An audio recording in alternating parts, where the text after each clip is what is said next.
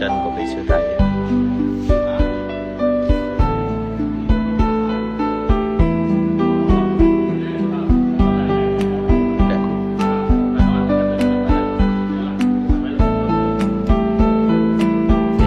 Điện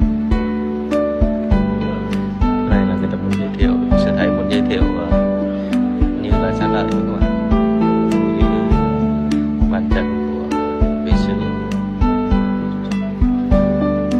Nói chung là một vị sư có phẩm hạnh cao á, và được lưu giữ như là xá lợi. Ở đây còn đây thì sẽ qua tràng điện để làm lễ của Đức Thánh Tôn.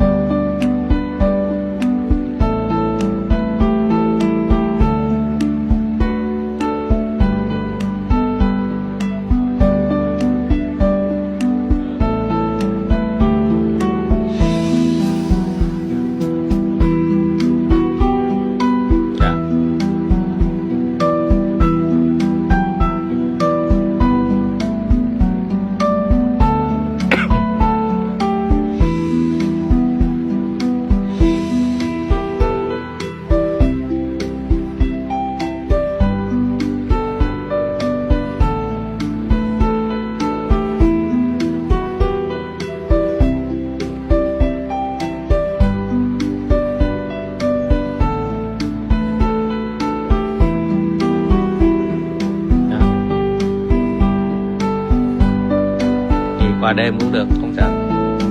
Thì có khu rừng hoặc là nghỉ chân Đức Thánh Tôn thì mình có thể nghỉ đó.